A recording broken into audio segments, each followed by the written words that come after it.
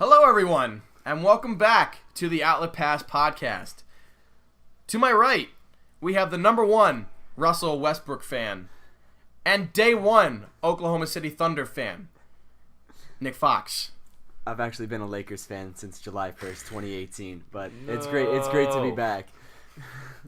To my left, we have the unicorn enthusiast and number one Nick fan, this side of Oneonta, Jason DiStefano. Hi guys, that's me. And on the microphone currently, we have the still learning about the NBA Bucks fan and still trying to learn about Greek food, Evan Wolf. Evan. Hi guys. Hey, how are Evan, you? how are you? It's so good to meet you. All right, so it's only natural after a long layoff to talk about the hottest topic, and with Twitter being what it is today, it absolutely exploded for about 20, 30, 40, 50, 60 minutes with the Jimmy Butler news. So, thoughts and reactions? So, obviously, for anyone who is living under a rock, Jimmy Butler met with Tom Thibodeau today as we record. It's Tuesday. And he said that he wanted to be traded to the Knicks, Clippers, or the Nets. Interesting bunch of teams. Mm-hmm. But, Nick, what are your thoughts? I guess the initial thoughts is going back to last year, watching that Timberwolves team, you could definitely see that there were some chemistry issues between Jimmy and Cat and Andrew Wiggins. More so between Jimmy and Andrew Wiggins, because Andrew obviously believes he's a first option and should be getting first option touches. Jimmy comes in knowing that he's an alpha, knowing that he should be the leader of this team. So you could definitely see it's kind of like an old guard versus new guard thing. This doesn't surprise me that much that he's asking for a trade. I think the team choices are interesting at a first glance, but then you think about him wanting to play for a big market, him wanting to link up with Kyrie. I know that had been a rumor, them both going to the Knicks. So it should be interesting to see how this plays out.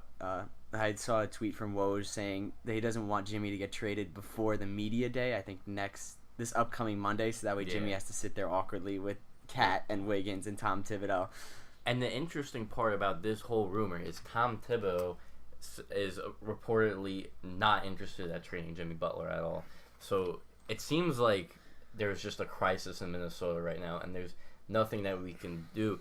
And the other part that interests me is the Knicks and the Nets seem like two teams that are probably very, very selfish with their prospects right now.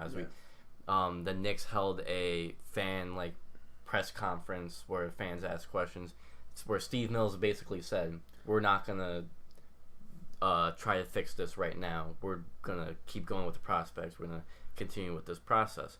So, who knows what they'll be willing to give up? Nets probably the same way, if I would assume, and the Clippers, I don't know whether they would even trade, but yeah, sorry. From a casual fan standpoint, obviously Minnesota is a smaller market, kind of like Milwaukee. So any news is either this blockbuster thing where the team is doing something really good, or a very recognizable name in sports media like Jimmy Butler is requesting out of an absolute dumpster fire of a team situation. And unfortunately, it's the latter, and this is going to be doing nothing but giving bad publicity to Minnesota when they're trying to keep their core guys such as Cat, such as Wiggins, such as holding on to any slim playoff hopes they already have as of now. An interesting point to bring up, what trade value does Jimmy Butler have to the Knicks and the Nets? Because in his last year in Chicago, remember that was when they brought in Rondo, they brought in Wade, and they had problems with the young guys. It was a young guard versus old guard thing.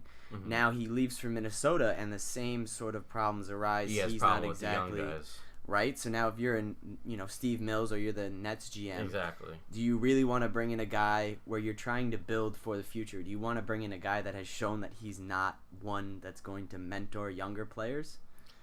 You see, the reaction from fans, obviously you hear Jimmy Butler, you want Jimmy Butler, but really the only reason why people want Jimmy Butler right now is because the rumors of Kyrie Irving. Everyone wants Kyrie Irving. Jimmy Butler, he seems like kind of a team cancer at this point. Yeah. With wanting to get away from two teams, young chemistry not working, and it's just, I don't know. I mean, as a Knicks fan, I don't really want to trade anything for him, especially with Knox, Frank, KP. Yeah. Last thing we need is a team cancer coming in and ruining everything. But yeah, it should be interesting to see what the Timberwolves do with him, because if you keep him now your locker room is in total disarray, because he's openly said he doesn't want to be on the team. But then, if you can't trade him to the Knicks, the Nets, or the Clippers, and an offer comes in from another team, he doesn't have a no trade clause, right? You can just get rid of him. You could just get rid of him. Yeah. So, I mean, it could be not like the Blake Griffin situation is different, right? But he could just be dumped to like some mid-tier. Yeah, you never know. He could be dumped to the Suns for all we know. Yeah, you know? really. He may not want to stay there. I don't know why a team would want to trade for him. Yeah. For 1 year of Jimmy Butler, which is essentially what the Timberwolves did now. Yeah. Which is crazy, but. So to kind of close out the conversation on that, do you think he's going to be traded before the season? And what is your front runner for the team he's going to land on? Nick, you want to try? You want to start? You want me to start? Yeah. I think they get rid of him before the season starts. I think you have to. Mm-hmm. Right? You can't have a guy on a team that doesn't want to be on. Like, it's like it'll turn into a Kawhi situation almost, right? Where you now have the organization versus the player.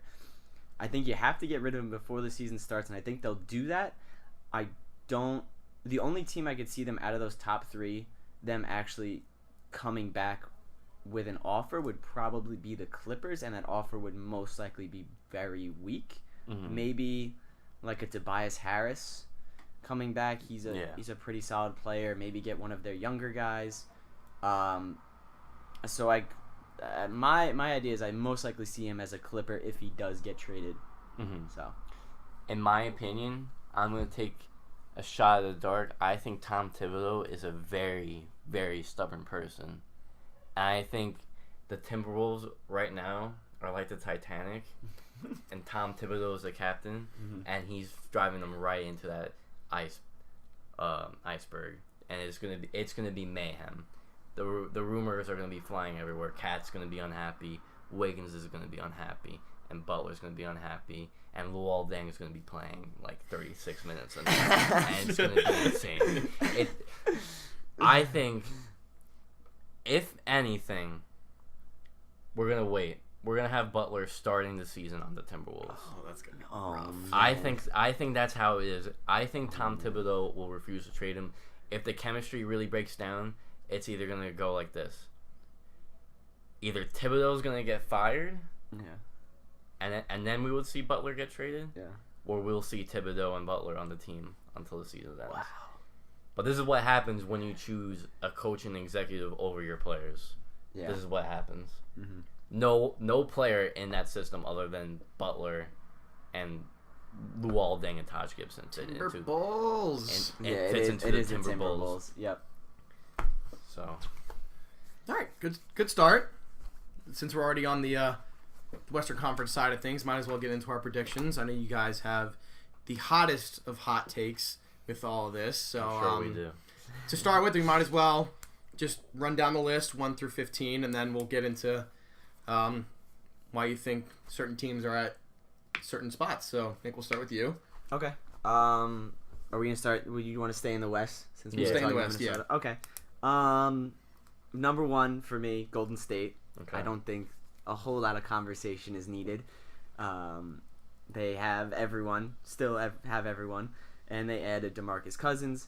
Question marks, obviously. He's a big guy coming off an ACL surgery. He's going to be as explosive.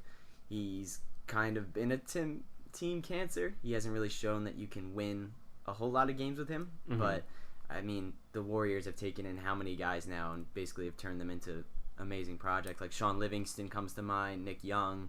Like, they just bring guys into their system and they buy in and they do fantastic. Yeah. Swaggy. Oh, yeah, I thought you were raising your hand. So I'll jump to number 2, and then I'll jump over to you to see what your number 2 is, Jason. Okay. My number 2 is Oklahoma City. Oh, for goodness. Oh, my God. Oh, here we go. Yeah, I want to hear this one. Go ahead. Okay. Rationalize this. To be completely fair, at I was sitting here and I was talking to Jason, and I'm staring at Oklahoma's roster, I'm staring at Utah's roster, and I'm staring at Houston's roster, And I look at them and go, wow, these rosters could really work. And then I look at them again and I go, wow, these rosters could really not work. My justification for Oklahoma City being the 2 seed is the biggest thing they did was they got rid of Melo, who I think really, really hurt them last year. I remember last year when they traded for Paul George, I'm like, this is going to be a great duo between, Russ and Paul George. Russ isn't going to have to worry about bringing the ball up so much. Paul George can create his own shots. He can be on the floor by himself without Russ and still get things done. He's a great two-way player. They bring in Melo, ball stopper, inefficient shots. I think getting rid of Melo, they still have a good core of Steven Adams, Andre Roberson, who's coming back from knee surgery. Patrick Patterson will hopefully give them some more shooting off the bench. The addition of Dennis Schroeder, another primary ball handler for when Russ comes off the floor that can create and play make for the guys. I just look at that starting five of Russ, Andre Roberson, Paul George, Patrick Patterson, and Steven Adams. And then bench guys being, Schroeder, Nerlens Noel, who hopefully will That's a great pickup. do something, right? Hopefully he'll show like some flashes of why he was a top pick. He was one of the better defenders inside the paint, like very low key, because the Mavericks kind of hit him back on their rotation. He was one of the better rim protectors in the league, but statistically speaking, and they got him for like what, $4 million? Something like that, yeah. They also have Jeremy Grant, who was a very, very good player off the bench. Not so great shooting, was a good rim runner, good at cutting, gave you some defense and athleticism. So that's my basic idea of putting them number 2. I think the chemistry of Russ and Paul George will take off. I like it. Because I do think I do agree with you that the Thunder will improve with Melo out. Yeah. I just don't have them at the 2 seed. Okay. Who do you have at the 2? So, right now I have Rockets 1. And I have the Warriors 2. Totally agree. So I'm a little different with you, and I got Evan on my side, so you know I'm right. So in my immense expertise, I totally agree with that assessment. Okay. So basically, what I thought was Rockets are a very good regular season team. The way D'Antoni runs the team, James Harden's going to play your 82 games. He's very durable player. Chris Paul, we'll see if he can stay durable. But those two work together. They've proven that they're quite the duo. Clint Capella's coming off a season where he finished 3rd in most improved player voting. And they had Carmelo Anthony, who seemed like a cancer last year. And I'm going to say it. And it hurts me to say it because I was the big, Thunder get rid of Melo. They're going to instantly improve because he's a team cancer. I think he may work with James Harden and Chris Paul only because you got the 2 best playmakers in the league right on one team. Okay. And also the Rockets' isolation offense is kind of geared towards Melo more, where D'Antoni won't make him spot up the whole game. Yeah. Where some games he'll come out early and then he'll come back when Chris Paul and James Harden need those rests. Yeah. So I think that might be a better scenario for Melo. Okay. I don't think he's going to drastically go back to being Melo on the Knicks or the Nuggets, but I think he will improve a little bit in the situation. And Warriors, going back to what you were saying, they're the Warriors. Cousins won't be back right away. He should be back February? Probably. Yeah. I mean, does he really need to play? They're going to be very cautious with him because that they're not going to rush him back from an Achilles. Yeah. And he's not going to want to rush himself back either. Yeah. But he is playing. I've seen him playing on the court. Yeah, definitely. So he'll be back. But, the Warriors really didn't get a backup for Boogie. Yeah. In a sense. So they're probably going to be running with small lineup. We'll see. Some players might get tired midseason. I don't think they'll be the best team. They're probably going to coast a little bit. Yeah, they'll do their thing. They might do what the Cavs have been doing, where they just kind of coast and then they just turn it on in the playoffs. And even last year when the Rockets beat them out for the first seed. Yeah. The Warriors, there was just some games where the Warriors lost and it just made you scratch your head. But, definitely. It's just wear and tear of a team bunch of superstars clashing together, I will say I have Houston actually all the way down at the 4 seed. 4 seed, really? And who do you have ahead of them? I have Utah at the 3. So wow. I have Houston all the way down at the 4 for the reasons of the Melo thing, right? He has 2 fantastic playmakers with him. The biggest question mark is, does he buy in to what they're doing in Houston, right? Does he still hold the mentality of, I'm a tier 1 player, I'm going to get my touches, I'm going to do my jab steps, and I'm going to do me, and I'm not going to, pace and space like what the Rockets are trying to do. If he does that, everyone always brings up the Olympic Melo, right? If he stands in the corner, catches and shoots, that's a really strong team. My other worries are they lost Trevor Ariza in free agency, who was one of their better two-way players, right? One of the leaders of that team, one of the glue guys. They also lost Luke Mbah-a-Moute to the Clippers, another defensive guy. He wasn't the greatest three-point shooter, but he definitely gave you some shooting when he's out on the floor. The additions of Michael Carter-Williams, Marquise Chris, kind of make me scratch my head because Brandon Knight. They're very interesting moves, right? Because Marquise Chris really doesn't give you anything floor spacing wise. He's a good rim runner, so maybe they can incorporate that. Michael Carter Williams can't really shoot either. He can't do much. No, he can bring the ball up. I think a lot of players can do that though. Melo can do that.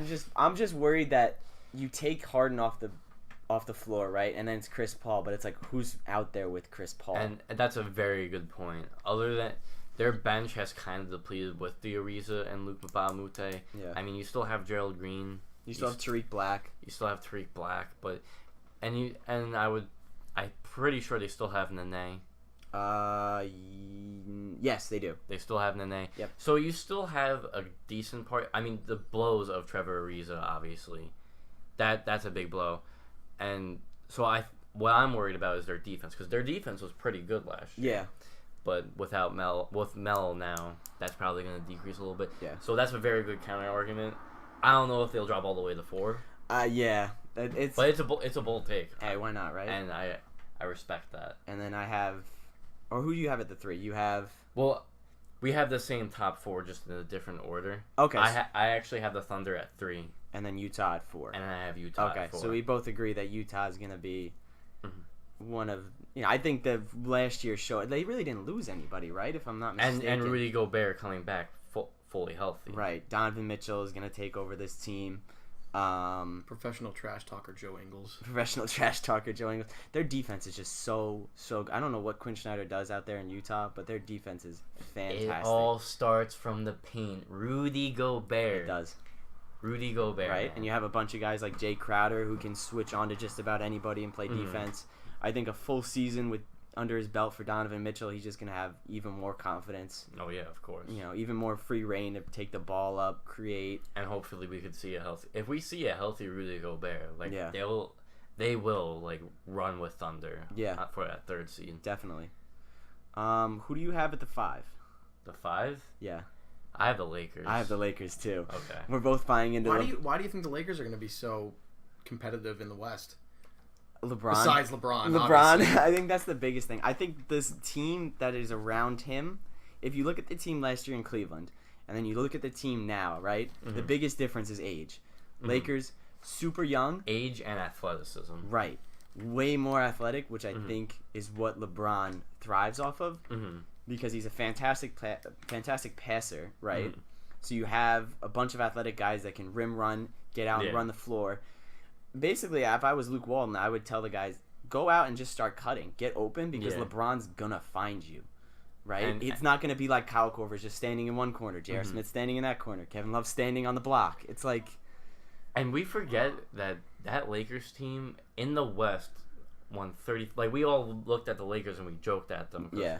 I mean, minus Julius Randle, they won 35 games last year. Yeah. Now that Julius Randle's on the Pelicans, which we'll get to later. Right. But that team won 35 games in the West. You add LeBron, those younger players are going to progress. Right. Josh Hart, Brandon Ingram, who I think will probably break out with LeBron. I hope so too, yeah. I think. Kyle Kuzma as well. Lonzo Ball, healthy. Right. Maybe fixes his jumper. He actually has fixed his jumper. I've seen the videos of him with his fixed jumper. We'll see how it translates to a game. But everyone forgets Lonzo Ball is a freak athlete. He is a freak athlete. He's a freak athlete. He can get up. He's what is he, 6'6" for a point guard? He's 6'5", 6. He's big. He's around that area. He can get up. I think that team is just really exciting. I think they're going to be a lot of fun. That's why I was like, I'm a Lakers fan now because I just want to watch this team. They're all going to be like 10:30 games, if I'll stay up and watch them. And that's the thing. You add LeBron, you're like, if they added a LeBron, you think LeBron team's going to be a top 3 team. And nah, it's going to take time. Man. It's still a little bit inexperienced. I think he's not going to be like a Jimmy Butler, though. Like, he's going to demand a lot of those guys, but I think he's also going to gain respect and mentor a lot of those guys and push those guys to try and, raise their level. They also added some savvy veterans that I'm interested to see. I like the addition of Rondo only because he is a very good guy. He's a very good mentor. Yeah. And that's the perfect guy to have with Lonzo. Yeah, definitely. Obviously, Lonzo already has the court vision, but maybe some more floor general. Lonzo needs someone else's voice in his ear besides his dad. Yeah, exactly. Really. Absolutely. And I think Rondo would be the guy who could just, grab him by the shoulder and be like, hey, eyes on me. Yeah. What does JaVale McGee bring to them? He's, not athleticism. He's not a bad center. He's not bad. He just gets lost. Yeah. You know what I mean? Yeah. He gets lost in his own hype. Exactly. But, he's an athletic rim runner, can be a decent rim protector when he's not. Good rim protector when he actually wants to try. And that's the thing. We say, when he wants to try, and people are like, oh, he's just a... when he actually wants to try, he can get 3 blocks in 5 minutes. Exactly. JaVale McGee is a freak athlete, and, if he could gel well, he could gel well. Definitely. This is Lance Stevenson. That's a little bit questionable. That's a questionable. I love him in LA. I think he's going to do fantastic. And he's going to be on that second unit, and Luke Walton's going to be like, just go have fun for 5 minutes. Fantastic. Just go do your thing. I just keep thinking about how he got paid after he left the Pacers, and then he stunk it up. And then he went back to the Pacers. He did really well. So I'm interested to see what he does. I don't know if it was the system or it was just he was out of his element. It'll be interesting. Are there any teams that people would be surprised to see in your top 8, or conversely, that are out of your top 8 that maybe shouldn't be, according to some people? Some people might have problems with Utah's high as 3 or 4. Yeah. I feel like that might worry some people. Does San Antonio finally miss the playoffs? I disagree. I disagreed as well. Do you want to explain that one? I actually put them at 6. Oh, wow. Okay. So, they lost Kawhi. Yeah. But last year they made the playoffs in the tough West with just LaMarcus Aldridge, right? DeJounte Murray, Manu Ginobili, right? Davis Bertans coming off the bench. So you add a guy like DeMar DeRozan, and you add a young player like Jakob Poeltl, who is one of those guys that Popovich sees and he's like, next project. Tall white kid, yes. That's the thing. Popovich running the team, right? Popovich can make DeRozan and LaMarcus work together, I think. Yeah. So I'm not too worried about the Spurs. Patty Mills, you still have over there. They miss Danny Green, right? They don't have Manu and they don't have Tony Parker though. Yeah. So it's slightly, but also different. Those guys were aging. How much did Tony Parker really bring to the Spurs other than leadership as far as on-court production? Yeah. The worrying thing is, they have, the 2 players that, 10 years ago would have been, great. You have a low post, power forward and, an isolation guy at shooting guard. And now it's, they still have Rudy Gay, They still do have Rudy Gay. He could be a nice little bench piece. They just need to modernize those guys a little bit, and I think they should be all right. We'll see how it works, but I think Popovich can still work his magic. Yeah. Greg Popovich has the incredible ability of making sculptures out of pebbles. Exactly. Yeah, really. You can't put it better than It's that. incredible to watch his work every season, just from not even before I started watching the NBA to even now, where you're just like, how does he make this team work? And they just do. That team without Popovich last year probably finishes 10th or 11th. Yeah. There's no way. Yeah. He really made it work with LaMarcus, and after LaMarcus requested that trade. Yeah. Which I find one of the craziest stories about how he just sat him down and he was like, I've never had a player request a trade from me. Let's talk about this. Yeah. All right, bottom dweller teams. Well, do the Suns get better? I have them at 15. I have them at 14. Okay. Do you have the Kings at 14? I have the Kings at 15. Yeah. These poor teams, man. They're in purgatory. The Kings are going to be fun, I feel like. I feel like both teams will be fun. Right? I feel like both teams can be fun. Obviously, Devin Booker has that hand injury, which probably wouldn't be a problem. But DeAndre Ayton, Devin Booker, Josh Jackson. Yeah. Like those guys. Dragan Bender. No. Dragan Bender. I mean, I don't know. I don't know what he's gonna be. Yeah. People were saying Unicorn too. Well, I don't see it. Yeah. If anything, Lauri Markkanen's taking that title, not Dragan Baby Bender. Dirk. Baby Dirk. Going back up to the playoff picture real quick, I had San Antonio at 8. My 6 and 7 was New Orleans and then Portland. Interesting. So we actually have all the same teams making the Really? playoffs. Because I had the Spurs 6, I had the Pelicans 7, and then I had the Trailblazers at 8. Who do you want to? We already touched on San Antonio. Who do you want to hit on first? Let's talk about the Pelicans real quick. They're just they lost Boogie, but they got Julius Randle. but it was like the most interesting offseason. Anthony Davis is going to average 35 points a game this season. It's going to be insane. Yeah. Wow. And then they lose a guy like Boogie, and you're like, oh, what are they going to do now? Yeah. They get a guy like Julius Randle for 2 years, $19 million. Yeah, that was such a good. He fits perfectly with what Alvin Gentry wants to do, just up tempo. Yeah. Julius Randle is like a huge point forward. Right. I think we were talking about this too, that it's almost like Julius Randle's going to be the center, but like start at power forward, and Anthony Davis is going to be the power forward. Like Julius Randle's game fits in with what a center is, right? Like he really doesn't shoot outside of 20 feet. He doesn't really feet. shoot threes that much. No, he doesn't shoot threes. He's a huge. He can handle the ball. He can drive. Like that's his game. He's terrifying to watch somebody like if you're standing in the paint, Julius Randle's coming down the court like, no, thank you. Exactly. So he was a breakout player last year. Not enough people talked about him because Lakers bottom dwellers last year. Right. You still have Drew Holiday, who is a fantastic two-way point guard.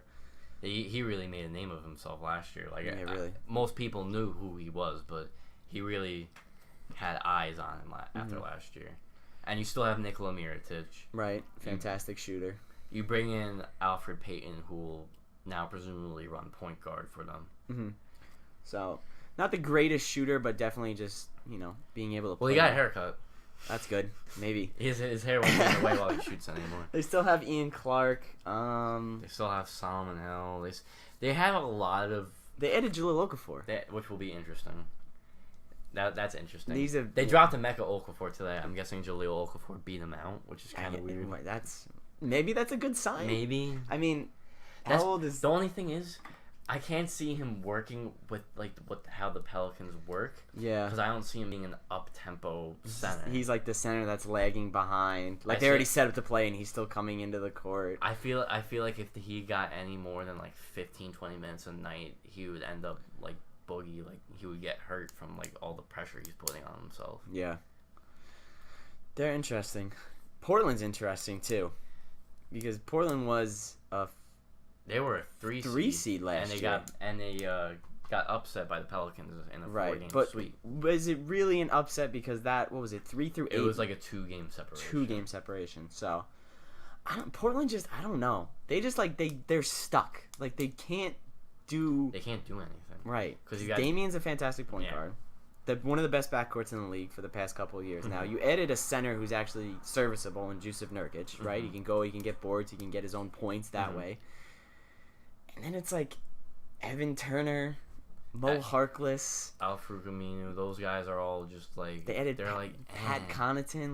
Pat Connaughton's not on their team anymore, I don't think. Oh, interesting. I don't remember what team. They didn't really do much this offseason. Right. They never really do anything. Yeah. They kind of sit there because they don't. I feel like they don't have the assets to go out and make a splash and get. If you remember, they have Zach Collins. Don't forget about that. He looked really good. That is true. He had his spurts of looking good last year, but other than that, it's like they didn't really improve.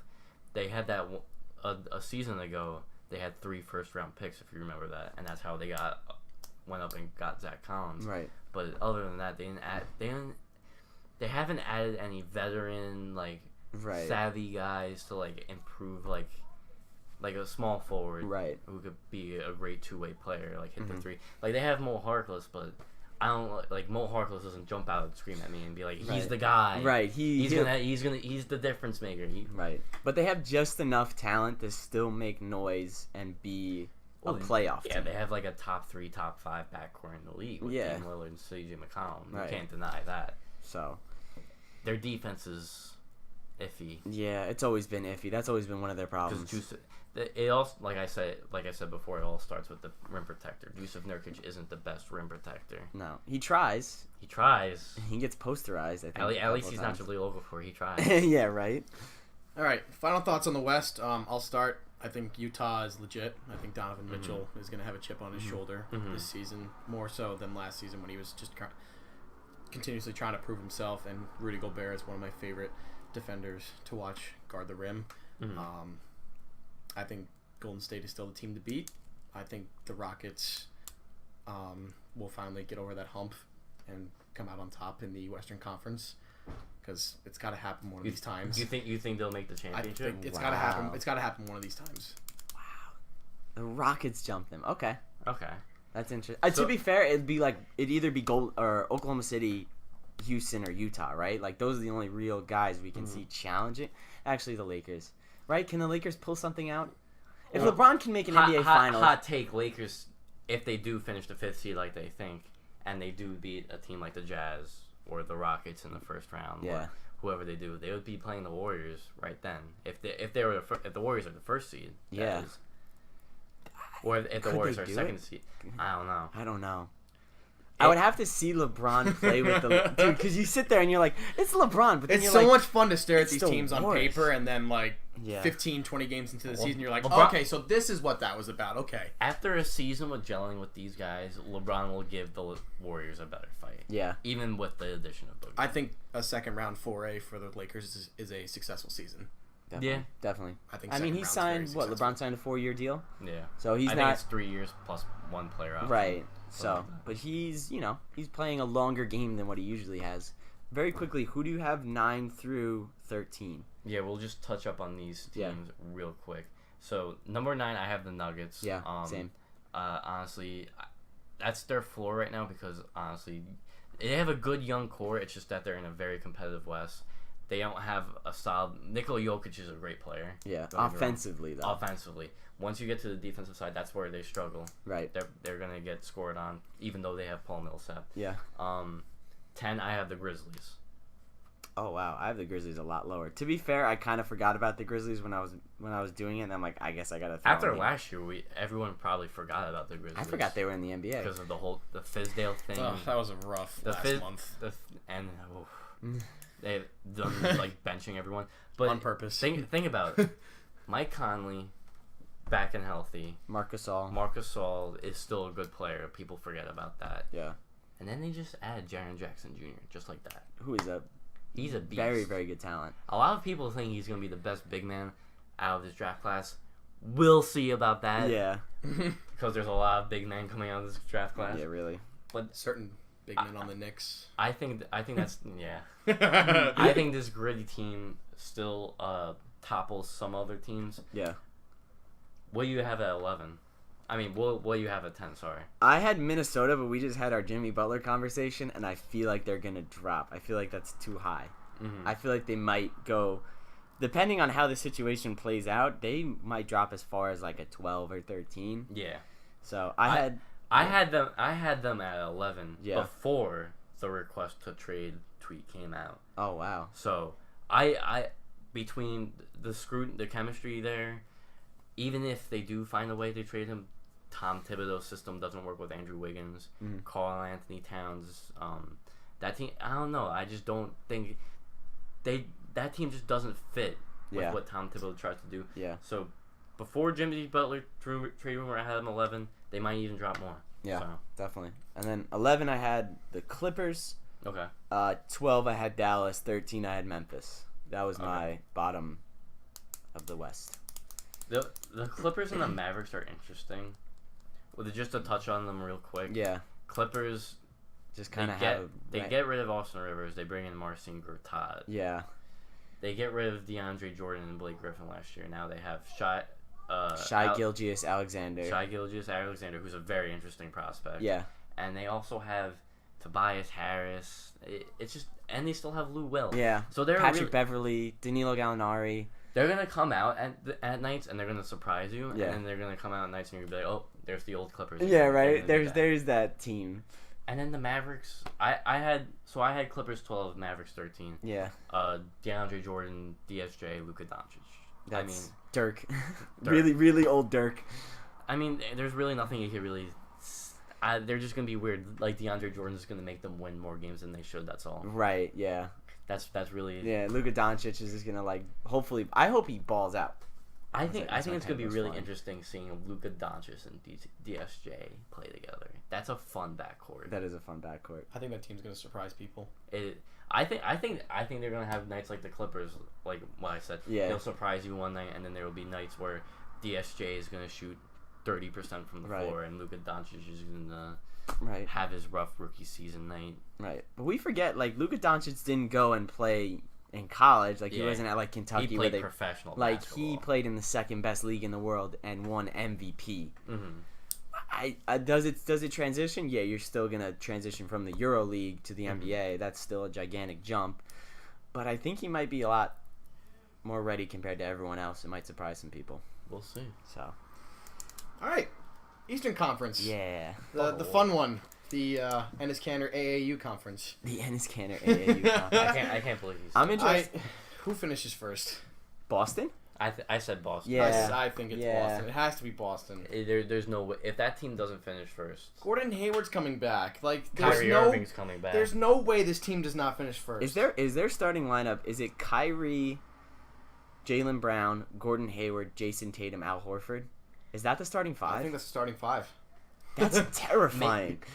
Or maybe they do Al Horford at the 4 and have Jason Tatum, Terry Rozier come off the bench and have Aaron Baines start. Maybe I don't know. But has Tatum earned his starting spot? That's what I'm thinking. Dude, how do you go to Jason Tatum after the way he played last year and be like? That's the thing though. I don't think he cares. I think he just wants to win. He just wants to win. If that's the case. Jeez, I don't even. You still have Marcus Smart. You still have Marcus Morris. Yeah, that team is stupid deep. Their backup 5 could start at the and probably make the playoffs. Yeah, in the East. They would definitely make the East. That's crazy. That's the crazy thing. So how good the Celtics are going to be. Yeah, they're not going to throw anything surprising at you this season. They're going to probably win 60 games at least. Definitely, I would say. All right. Top 4 in the East. So, obviously, we had Celtics first. Yeah. I had it in this order. Okay. I really struggled with this one only because I wanted to give Kawhi the benefit of the doubt in Toronto. But I went Celtics, Sixers, Raptors, Bucks. Same exact top 4. Yep. I feel like that's consensus. Yeah. I feel like you could play around with the Raptors or the Sixers.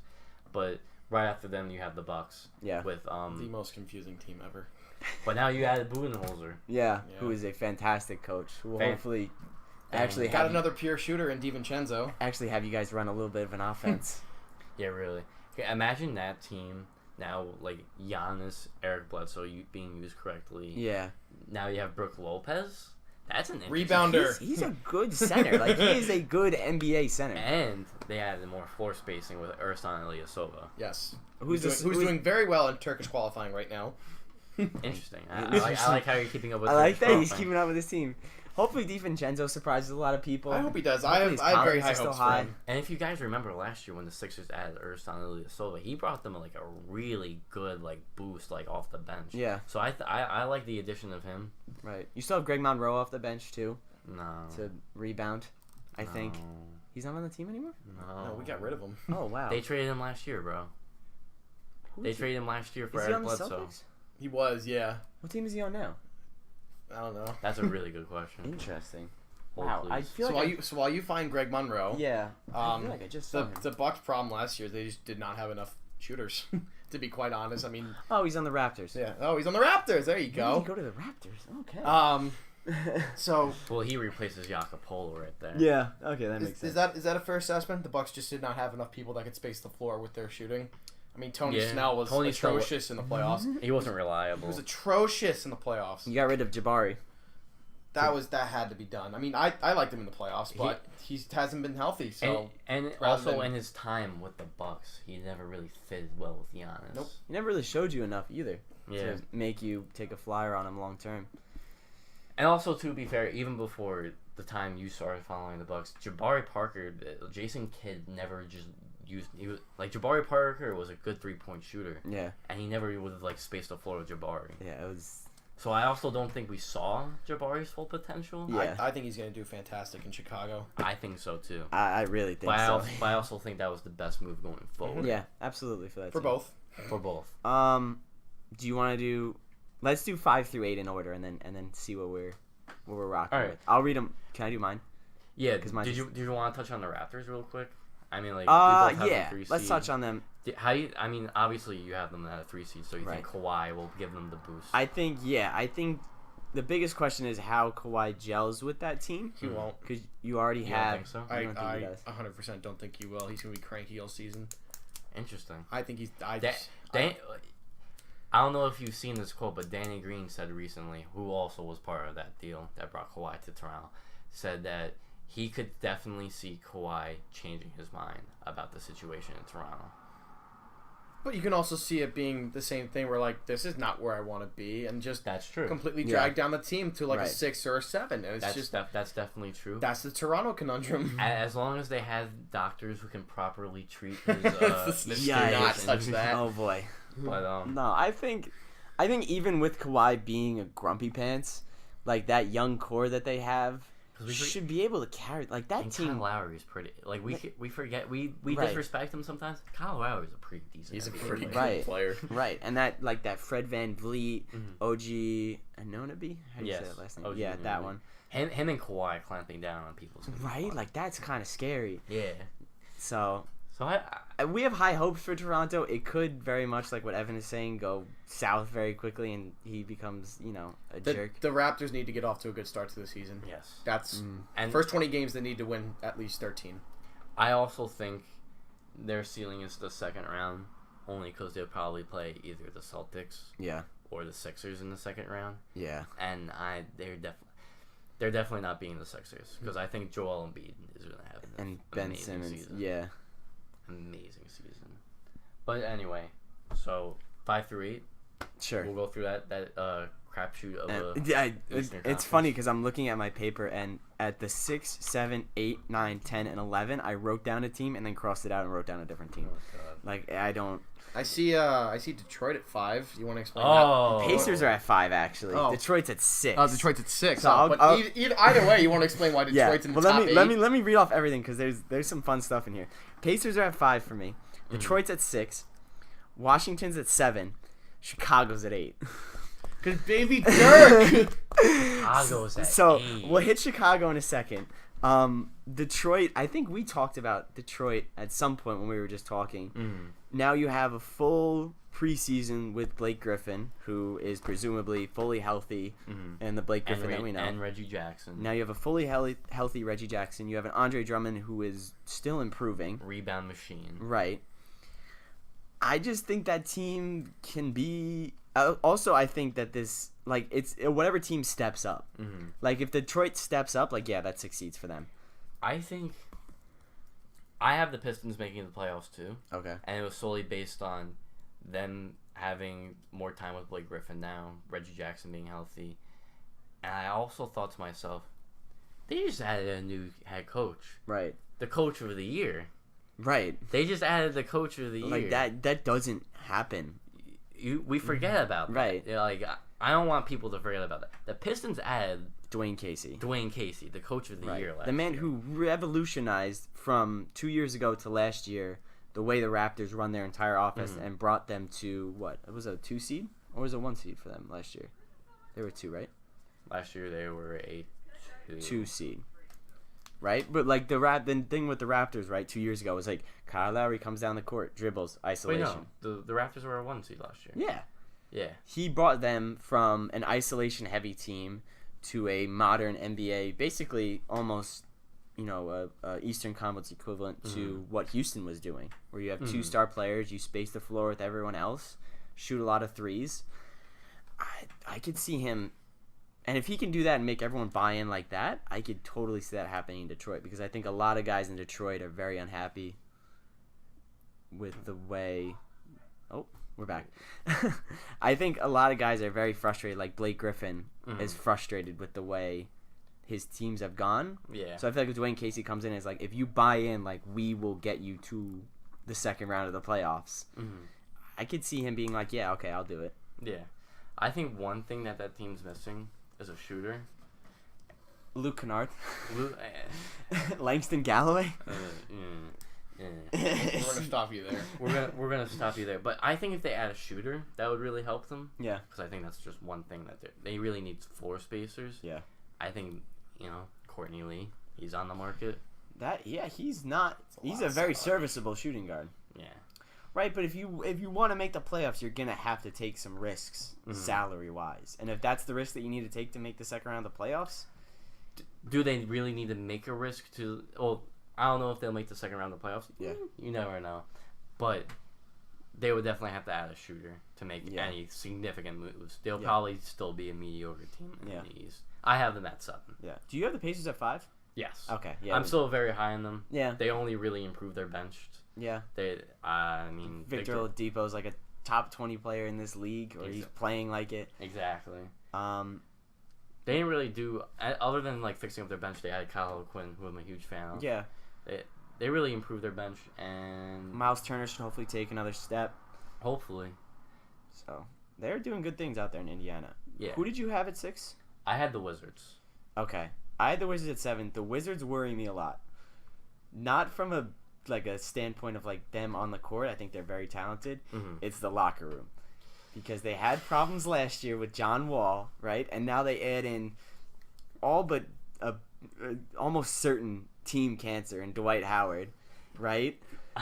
I could totally see like mid-December, right? They go on like a 6-7 game skid, and the main story on ESPN after one of their games is John Wall and Dwight Howard were screaming at each other in the locker room. See, that team has so much talent. Right. Dwight Howard's still a great basketball player. He put up great numbers last year. Exactly. He did. Yeah. You add in Austin Rivers. So the weird thing about that team was last year is that the true locker room problem was between Wall and Gortat. Apparently those two didn't like each other. Okay. And you get rid of Gortat and you bring in Rivers and Dwight Howard. That doesn't help the locker room. Right. Austin Rivers isn't a good locker room guy. Why am I thinking about that? Was he not good on the Clippers as far as locker room stuff went? Well, the thing was his dad was a coach. Okay. And there was the whole thing with Chris Paul saying, Doc Rivers treated Austin Rivers differently from the rest of the team. Yeah. Like that. So I don't think the whole Rivers is a good bench shooting guard. Yeah. He's a good addition for a team that had a really bad bench. Mm-hmm. I just can imagine that locker room, like Wall and Beal, like getting into an argument over something. Right. Who should have had the ball?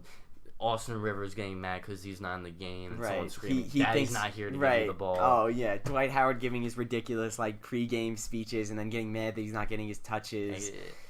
It screams disaster, but the East is so weak this year that they have enough talent to get away with it.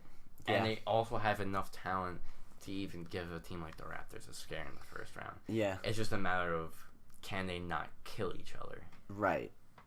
Billy Donovan's the coach down there, right? Yeah. No, that's Scott Brooks. Scott Brooks. That's what you're thinking. Yes. Billy Donovan, Scott Brooks, same person.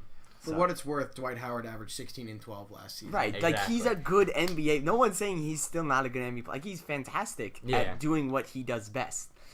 The problem is, if you don't give Dwight, his 8 post touches, he's going to get grumpy, and then he's going to do those ridiculous speeches, and then John Wall's going to be like, this is my team. I'm going to get the touches. I'm deciding who gets what, and then it just... Dude, I was huge on John Wall before last season, and then... He had that series against the Celtics, right, where he hit the game winner to send it to Game 7. I really thought that was like his breakout. Right? Like, here we go next year. They're a 3 seed. And then last year, the locker room got the best of him. And injuries, too. Don't get me wrong. Yeah. But they also took 2 games from the Raptors last year. Right. In the first round.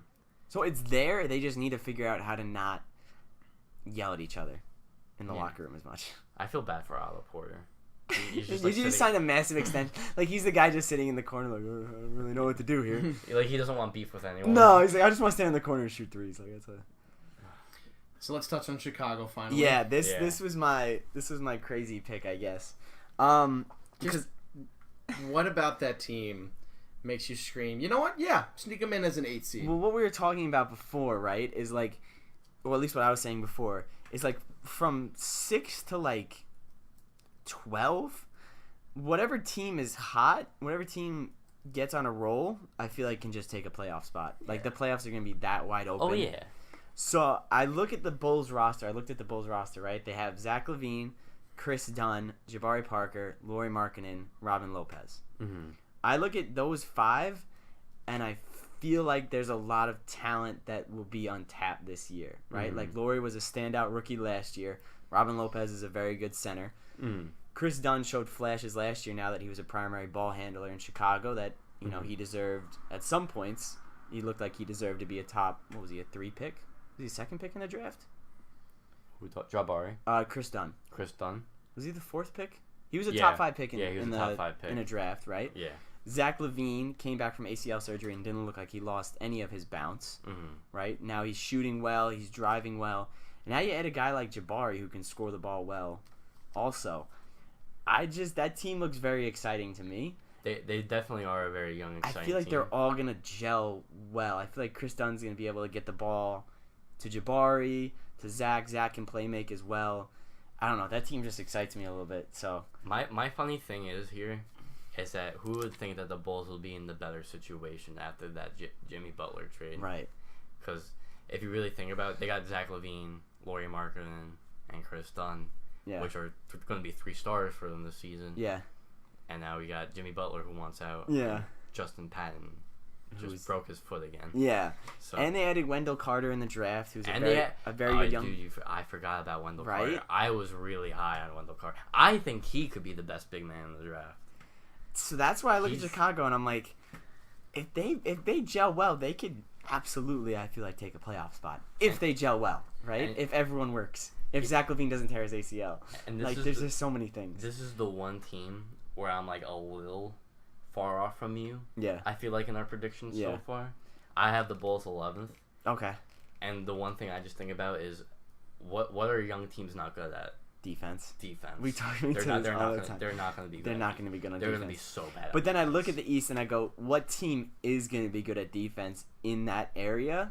Right? Like, they don't have to be good at defense. They just have to be not as bad at defense. That's true. As everyone else. That's a good point. You got me there. Right? Like, look at like Cleveland, right? Like, Cleveland's going to be a bad defensive team. Oh, they're going to be so bad. Right? But the thing is like, you got, like, veterans, though. Like, you're not. It's not going to be like a young bad defensive team. It's going to be like Kevin Love, which I'll actually get. That's actually the team I have who slips in. The 8 seed. You have Cleveland. I have Cleveland making the 8 seed. So before you guys touch on Cleveland, just to finish up the point about why Markkanen's such an exciting player, he averaged 15 and 7 last season, which isn't bad. But what's more exciting is that as a big man, when you're getting hacked inside, he shot 84% from the free throw line. That's so big. For someone his size who's expected to take all this contact and to hit shots when he needs to be, he's only going to get better. And once he starts to use his size defensively, like Kristaps started to do before his unfortunate knee injury, he's going to be a very scary player that will score 20 and 10 on any team anytime. He's already scary. I don't know if you guys saw this game, but Lauri Markkanen completely outplayed Kristaps Porzingis one game. And it was like the scariest sight for me as a Knicks fan. He dropped like 38 points on Kristaps, and I was just like, oh my god! Like, Lauri Markkanen can be a really like big force in this league. It's just a matter of progression now. Yeah, and he might have that sophomore slump, especially with a young team surrounded, not many savvy veterans. My one thought is, do they start Jabari at the 3 and then put Lauri at the 4? I say start Jabari at the 3, so that way his defense isn't really that exposed. Because he was playing more of the 4 and because he's undersized for the 4, right? He's only 6'8". He's 6'8". But another question for you here. Yeah. Does Wendell Carter start at the 5 over Robin Lopez? So you have a Lauri. What is the average age of that lineup? Like 21? I think Robin Lopez starts at center to start the season. But I think Wendell could take his spot by like December. Well, and that was like the dream. Like I was having like Wendell Carter right next to KP in the post. Wendell Carter is going to be really good. Yeah. I'm very high on Wendell Carter, and I'm really mad that the Bulls got him. So I talked myself into Chicago at the 8 for everything that we just said. This could also go terribly wrong, but. Like most every other NBA prediction. Right, they're gonna... All right, before we go off on tangents about teams that are just going to do absolutely nothing. What team has absolutely no hope? Just none that are just going to win maybe 25 games. What are your 15 to 14? 15 to 14. I have 15. I have the Hawks. Yeah. 14. I have the Nets. I had okay. That changes if What's your bottom? What's your bottom three? My bottom three. Well, I have the Knicks at 13. Oh wow. So I'm thinking, at the end of it, the Knicks are going to be very cautious with KP. Yeah. So the rumors of him, he might be back at Christmas. I don't think that's going to happen. You guys aren't going to see his face when Nick says his prediction, but Nick, where do you have the Knicks? Oh, I had him at 9. Oh my god. Why? Yeah, explain that one. Yeah. See, now you say that. Ah, man. I thought Kristaps was gonna be back. I think he's back in January. He could be back, and you never know. But right. I also think it really depends on what he wants, because the Knicks are kind of at the mercy of what Kristaps wants to do. If Kristaps wants to be out till February and fully healed, they're fine with that. If he wants to come back in December, they're going to have to do their best to say, maybe you should wait, but it's his contract here. Yeah. Maybe I should, My bottom of the East is... You can swap any of those teams. And also, and also we're forgetting, before Kristaps comes, the Knicks might only have 5 wins, to be honest. Jeez. I'm not... Not an exaggeration, you heard it here first. You heard it here first. Real Knicks fan here. Knox is going to be fun. Yeah. Another year of Frank. Cantor can't play defense. No, he can't. He can only bring us so far. Where do you have Orlando? I have Orlando at the 12. Okay, not that far. So I have them. Okay, right I got nervous. them. I thought you put Orlando at the 9. I just think Aaron Gordon's gonna keep we talked about Aaron Gordon's progressive progression. Yeah. Progressive progression. Yep. Thanks. Official term. Official. Outlet pass. Outlet pass. Progressive progression. But he's slowly progressing. Yeah. Every year, and I don't know. I saw that video of him playing Kevin Durant. I don't take those videos to heart. Yeah. But Aaron Gordon, I just feel like is gonna take another step. They added Bol. Yeah. This young talent is eventually Mo Bamba. Yep. Bobo's a freshman this year. That's I can totally see the Magic. It'd be another center. Another one. My other crazy one is I have Cleveland all the way down at the 12. Okay. So I think they're gonna be lower than that. My thought process is Kevin Love does play well, right? He kind of returns to somewhat of Minnesota Kevin Love, and Cleveland realizes, why are we doing that? And then they trade him while his stock value is high. And Interesting. Dump. Who picks up that salary? They signed him to a huge contract. That was a max. I'm pretty sure that was close to a max, if not a max. Does anyone have cap space? Now that you say it, does anyone have the cap space? I think Kevin Love signed that contract in the sense that I'm gonna stay here and finish out and ride. I have no idea what happened. How much cap space do the Pacers have? Probably not enough to trade for him. Because Thad Young's making a decent amount of money. Victor Oladipo's making a decent amount of money. Because that would be interesting, right? That would be interesting. That could work. He could really fit with Victor Oladipo. Yeah. That's an interesting point. We have. Right? I don't know how much. Hot takes flying. I'm looking at one. Pacers cap space. Well, while you talk about that, while he's looking up the cap space. You said Cleveland. You think they're going to be lower? I just don't see. So you don't think Colin Sexton's going to be all that?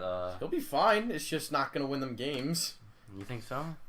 I just don't think it's going to win them more games to get them at 12, unless the 12 seed is, You're also forgetting this is not the most overqualified East. Right, I get Conference. That, which is why I say they might somehow stumble their way into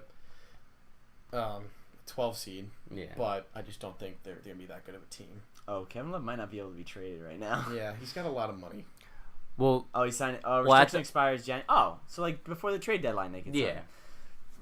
But so they might do what they did with Blake Griffin, sign him to a big deal, and then dump him. Yeah, they would have to take back some. They would have to take back some combination of Thad Young, Bogdanovich, Collison, or Tyreek. They're all making 13, 12, 10, and 10. As the moderator, I'd like to point out that we are already doing trade predictions on episode 1 of this season. Well, that's what happens when Jimmy Butler wants to get out of Minnesota. Goodness gracious. Do you have Miami making the playoffs? No, I have them Okay. at the 9th seed, just missing it on their Dwayne Wade World Tour. Yeah, right. Deion Waiters isn't starting the season for them. I look at their roster, I'm like, who's going to score? They're just a bunch of mediocre players playing in a mediocre conference, Yeah. destined for mediocrity. Yeah. Goran Dragic is a good player. Right. They had the whole thing with Hassan Whiteside last year, Where he was, like, kind of being a jerk.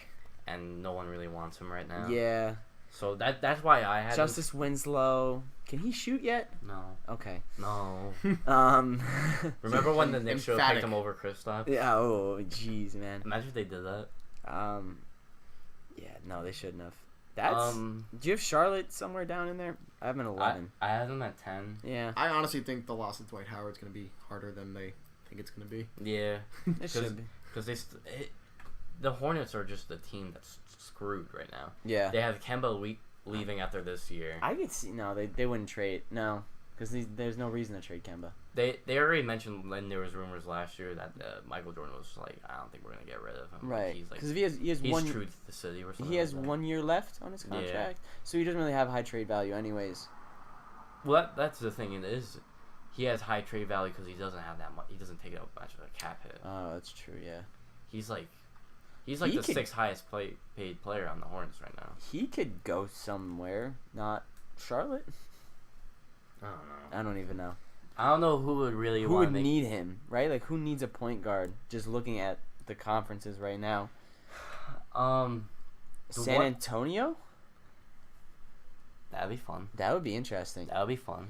right? I would like that. Who doesn't love, like, But- underpaid players on the The Spurs? only thing is, like, I would see the Hornets wanting to get rid of some contracts or maybe like eat contracts. Yeah. I don't know what the Hornets don't have a direction. Yo-yo team. They're like, we could either be an 8 seed or, like, a 14. Yeah. And it's like, what are we going to be this week? And they draft Miles Bridges and they're like, and I feel like Michael Jordan's just sitting here with Miles Bridges at his like headquarters and he's like, I don't know what I'm gonna do with you.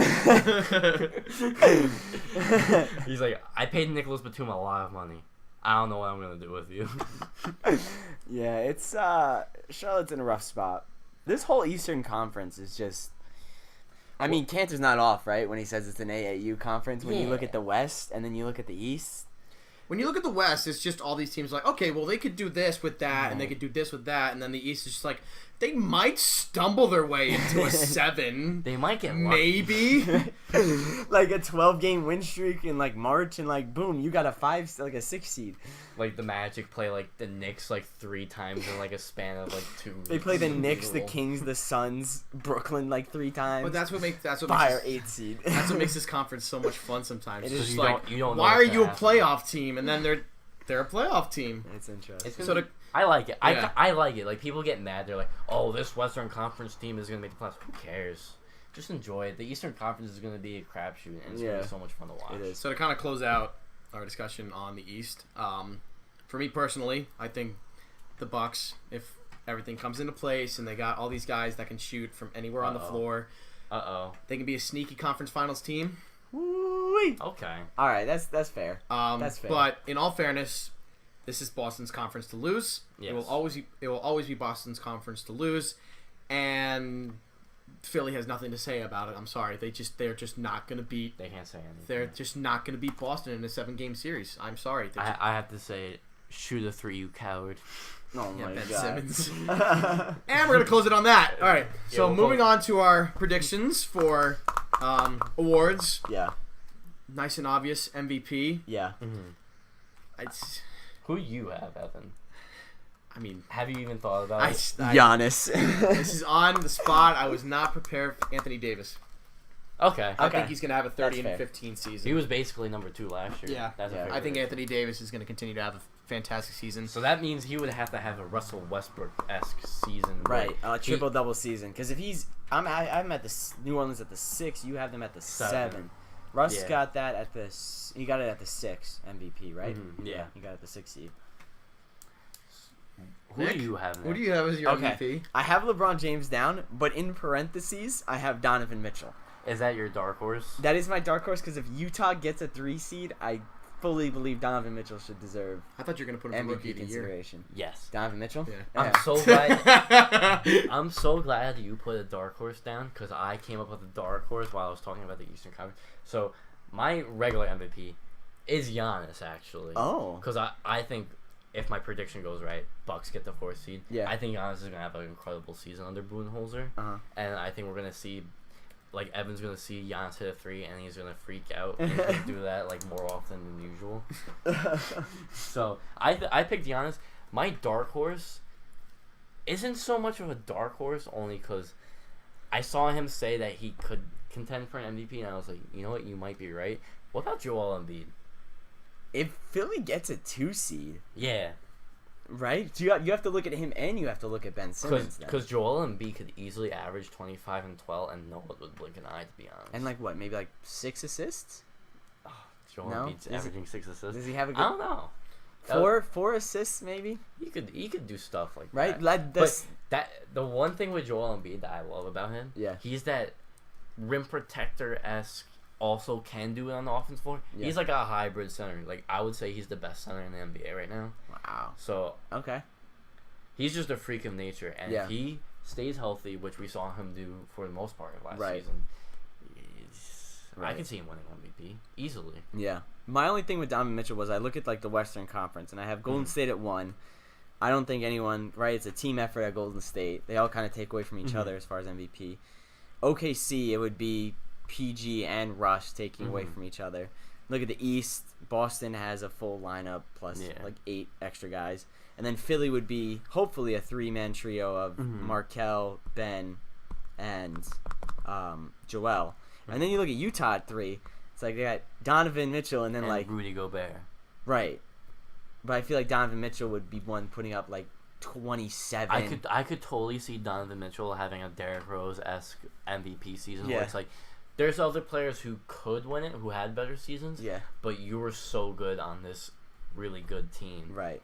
that you're like definitely by far the best. And offensive player on the team. that's taking the most valuable player definition into full effect. Is Right. These guys are good. But this guy was so important for his team that you kind of have to overlook the other seasons and say this guy was the most valuable player for his team. And that's where like people argue with the MVPs. That's where people mostly disagree. Yeah. It's like there are people who take it literally to best season, and then we're taking it to like the literal definition of How MVP. valuable are you? Like, if you take Donovan Mitchell off the Utah Jazz, like, where do they end up? I don't know. That's a really good question. Right. And if he improves the season, then we would be saying, wow, they really might not be a playoff team without Donovan Mitchell. To be fair, my main pick is LeBron James because if he pulls that Lakers team who had 30 wins to a 5 If they're seed, anywhere over a 5, I would scream bloody murder if he doesn't if he get doesn't an get the MVP.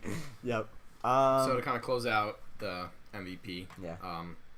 conversation, pulling up statistics, the Brow in 75 games last year had 28 points, 11 rebounds a game, and that was an overlooked season.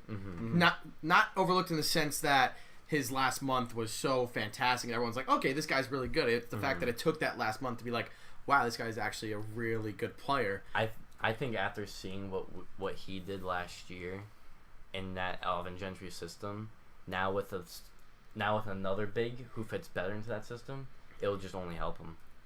I watched Anthony Davis drop 50 points in the Garden last year With ease. And it was scary. That's a bad man. It'd be so nice to see him on a real team eventually. Yeah, I know. So Rookie of the Year, DiVincenzo, totally an unbiased opinion. We only do unbiased opinions on the Outlet Pass podcast. DiVincenzo's going to drop 40 and 20, and you guys can go now. Okay. All right. So speaking of unbiased opinions, I actually have Knox. Okay. I have Colin Sexton. Oh my God, you are obsessed with Colin Sexton because you think he's just going to be the next coming of Jesus. Like, you want to talk about like Derrick Rose? Like, Colin Sexton reminds me so much of Derrick Rose when watching him at Alabama single-handedly like win games for Alabama. He's gonna be fun with Cleveland. Yeah. He's gonna get like that when De'Aaron Fox dropped in with the Kings, he's just gonna have free control. Yeah, of, just like, go everything. up the court, Do what you want to drive. Like you see He's somebody else. He's so fun to watch. I think that's the most important thing about Sexton and why I think you're right is that Cleveland just drafted him. And they're just like, just do go it. nuts, kid. Yeah, just like have fun. You have no And- pressure on you. and We're not it's- supposed to be anything. And that's basically why I also have Knox at Yeah. Rookie of the Year. Because the Knicks, no KP for the first part of the season. David Fizdale might play Knox at the 1. He might play him at the 5. I have no idea what he's going to do with Knox. Yeah. But he's going to be playing all the time. I only say Sexton over Knox because no one's going to pay attention to Cleveland except for people that are actually in Cleveland. And he's just not going to be overly scrutinized, and he's just going to be allowed to play his own game. With Knox in New York, no matter how good or how bad of a player you are, you can be Kevin Knox, you can be Ron Baker. Every single move you do is going to be scrutinized, over-scrutinized, analyzed in the media, and everyone's going to have their own opinion on what you can do, and they just don't let you develop. Thank God Kristaps did not fit that mold, and he actually developed into beyond the player he was apparently supposed to be. But I like Sexton at that pick for Rookie of the Year. I think what helps Knox, though, is that the Knicks have, like, no, like, expectations. Kristaps isn't there. Exactly. For the start of the season. Other than Tim Hardaway, Knox is going to be the main scorer for that team. I mean, you got Trey Burke. You hope Frank takes more confidence into the offense. But no, I feel like those are like two really hot picks for the Rookie of the Year. I don't think it's going to be any of the top guys. Like Jaren Jackson Jr., I don't think he's going to get too many touches. That like looking at like Trae Young or like Mo Bamba, like I don't see it. I don't see it. I don't know why I don't see it, but I think they have really high potential. I think Mo Bamba's gonna have a great season. I think Trae Young is gonna. Trae Young makes me nervous though. He makes everyone nervous. He's either gonna be the next coming of Steph Curry or he's gonna bust out. It's gonna fluctuate every game. He's gonna have a game where he scores 25, where he hits like 5 threes, and everyone's gonna be like, "Oh my God, Steph Curry!" And he's gonna have a game where he like has like 8 turnovers and like 1 for 11 on 3-point shooting. Exactly. Right.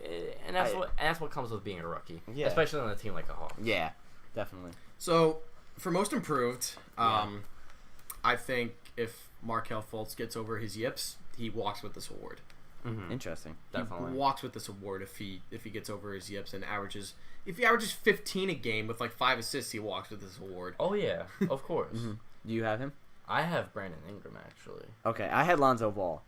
But thinking about it, I feel like it's going to be... I think of some trio of Kyle Kuzma, Lonzo Ball, Brandon Ingram. Mm-hmm.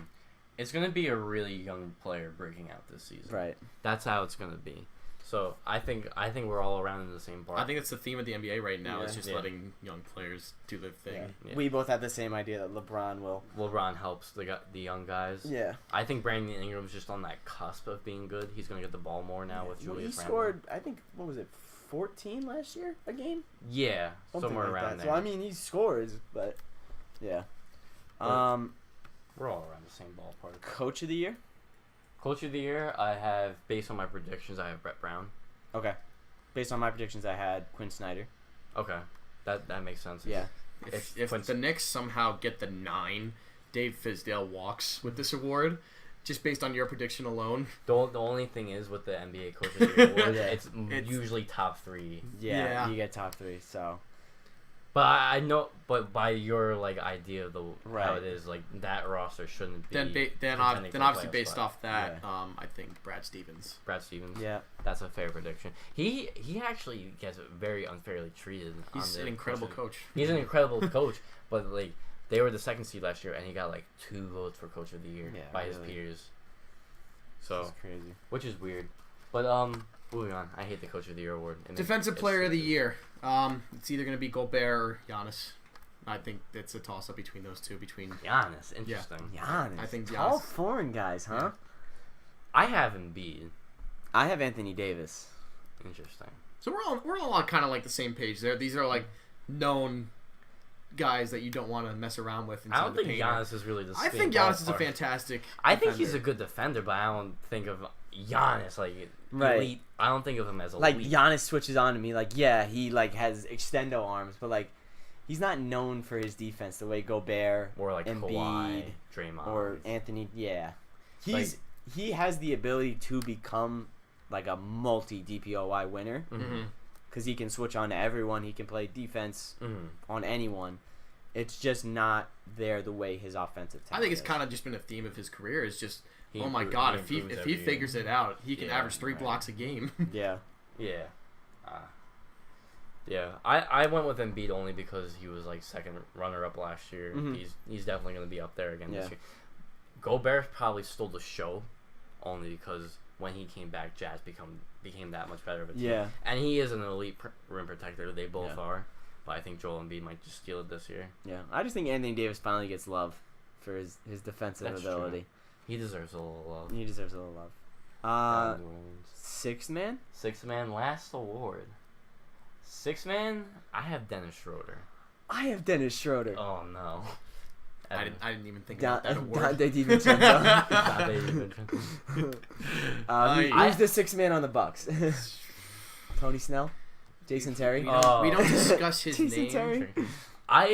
Another interesting sixth man of the year award I had was Terry Rozier. Yeah. Terry Rozier is probably a good pick. I had him originally. If Tatum comes off the bench, Oof. Tatum could be a That's sixth so man. unfair if he comes off the bench. There's That's not, a there's lot. not enough balls on this team for so many awards. There's not enough balls to go around. Yeah. Other people, Eric Gordon, obviously, is always going to be in contention. Always going to be there. Lou will probably be coming off the bench for the Right. Clippers. I think Brook Lopez is going to have a great season. He could. I think he's going to have a great season. You would think he would be starting, though, right? He's going to start. Okay, so he won't be in contention for sixth man of the year. No, he's going to start. Okay. We're talking about the sixth man of the year I award. just like saying that. Okay. I just like plugging my Bucks at any moment possible. Okay, I love it. Alrighty. I plugged the Knicks for the sixth man of the year award, but I don't think anyone important's coming off the bench. Ron Baker. My plug is your plug, so. Your plug I is think my Dennis plug. Schroeder is a fantastic pick for that. He is. He was a Because starting he's point out of the guard spot. last He's year. not really spotlighting Right. Atlanta right now, but I think he's out of the starting role. He's out of the pressurized cooker of being a point guard in the NBA. He's allowed to do his thing off the bench. Yeah. Also, you think about 5 minutes into the game, the Thunder could just bring Dennis Schroeder in, Westbrook, Schroeder, Yeah. Roberson, Paul George, and then Steven Adams. Like take Patrick Patterson. That out. could be an end of the game lineup, too. And then, and that's a nice small lineup where Dennis Schroeder could just stretch the floor. Yeah. So I like him. And plus, if they decide to rest, which would be a little crazy, if they decide to rest like Paul George and Westbrook, right? Like He the could whole just- other he could just second do unit, his the thing. other team's out, like, just go out there and play. Yeah. They're going to be fun. I like Schroeder. I hope he figures it out because I know he hated his life on the Hawks. Yeah. I mean, who didn't? yeah, right? All right, guys, final thoughts. We'll start with you, Nick. Final thoughts. My Jazz pick is bold, but I'm going to stick by it. Mm-hmm. I think their defense is only going to get better now that they've had a full year of like being a very top 3 defense in the league. Mm-hmm. I think they only get stronger. I think Donovan Mitchell only becomes a better player. His ceiling is, perennial all-star, perennial all-NBA type player. The bottom mid of the West, like 5 through 8, is going to be so much fun to watch in March. The bottom 5 through 12 in the East is also going to be fun to watch. Mhm. Not for the same reasons. Those teams are going to be a little bit harder to watch as far as skill level goes, but it'll still be interesting to see where everyone lands. Okay. My thoughts. Obviously the Warriors are still the favorite to win the championship, but one thing from a person who is in love with the NBA, we've had 2 of the best draft class we've seen in years. Yeah. Probably. We have so much young talent in the NBA. Even though like teams like the Knicks, the Hawks, who have Trae Young, who's gonna be fun to watch. Like all these young players, like the NBA is only rising. Yeah. We have a lot of young players. That's gonna be fun to watch. I don't know. I mean, like the West is just. I love the West. Yeah. Because anything can happen. Yeah. If one player gets hurt, like a team could just jump in. Mhm. The Trailblazers could easily be a 3 seed, but I have them at 8. So there's like a lot of question marks this year, even though we have like the old, but it's the Warriors championship to lose. Yeah. It's gonna be a fun year. So Evan, any takes? I mean, from someone that really started watching the NBA last year, it's never been a better time to be an NBA fan. Mm-hmm. You got all these young players that have personalities. That's the most important part about this, is that they have personalities they aren't afraid to show. Donovan Mitchell's rookie sweatshirt. Oh my goodness, that was awesome. I love the players are not afraid to show pettiness toward each other, and it's fun for social media. It's fun for the media, and it's fun to watch on TV because you see these dynamics between guys. You saw Russ and Joel. You saw Giannis versus the world. You saw literally every single night. It didn't matter if it was the worst team in the league or was the best team in the league. There's always something going on that you have to pay attention to, and that's why the NBA is so fun to cover right now. Yeah, dude. I'm excited. Yeah. We only have we have less than 2 weeks until preseason and training camp start. When's the first regular season game? October? It's like late October. Like, they moved it up a week. I want to say it's like October 25th or something like that. Probably. But so that's a podcast. Wrap it up. So, to my right, once again, we have Uber Westbrook stan, number 1 Oklahoma City fan, Nick Fox. To my left, we have tall man enthusiast, unicorn lover, number 1 Knicks stan, Jason DiStefano. Oh, I didn't get to plug Mitchell Robinson. And standing right in front of the Ferguson. microphone, we have number 1 Greek enthusiast, Europe lover, NBA fan since day 1, Evan Wolf. You all have a good day. Thanks for watching, guys. Nah, you can't watch a podcast.